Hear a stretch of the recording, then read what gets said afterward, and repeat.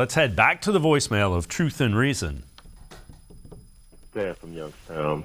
Stefanski, you get a reprieve when you let Brissett get roughed. When he got rough, you didn't let him. But when he got rough, because you were throwing down there, and I wanted to throw the TV into the wall. When you did that, you're down there at the goal, and you're throwing. But when Brissett got rough, then you ran it in so I didn't have to throw my TV into the wall.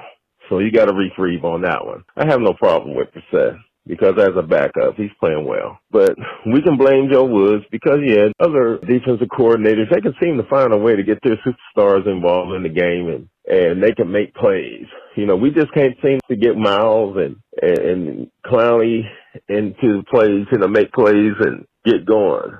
But at this level of football, the problem I have is we can't tackle. This is disgraceful. I see no fire from this defense when it comes to someone going and trying to go get someone trying to tackle. There's no fire. Fans are fed up with this product the Browns are putting on the field. The offense is doing their job, but the defense, they're showing no fire. And Kay York, I hope you don't have a mental block going on there. Your thoughts? Love the show. Yeah, Eddie, I got to agree with him that the tackling is horrible. We had something earlier in the show. They have the 5th most missed tackles in the NFL, and they got a lot of good players on the defense. At some point in time, the players on the defensive side of the football have to go and play football. Absolutely, and they had the players-only meeting in like after week two of the season, after that collapse against the Jets, and that's never a good thing. Players-only meetings rarely ever work. And this one didn't work. There's still miscommunication. Somehow that's the buzzword that's going around: miscommunication and no communication this and communication that. And it just gets old.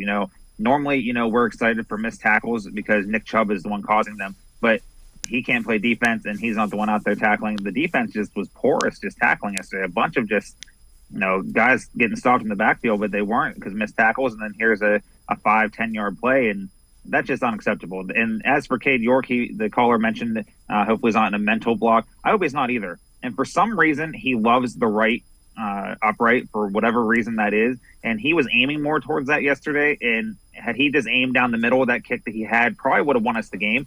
I know 54 yards isn't a chip shot, but he was drafted in the 4th round for a reason. And now he's missed, a handful of kicks. Hopefully it's just some rookie jitters and he gets that out of the way. But he's going to play a lot more games in First Energy Stadium. And, it shouldn't usually come down to that. But that's the NFL. It's going to come down to a field goal attempt or, a late possession. And the Chargers gift-wrapped us the ball back in with time left. And, the kick went, wide right, and that was the ball game. But that was on the defense as well, because if they could stop the run earlier, then they wouldn't be in that position.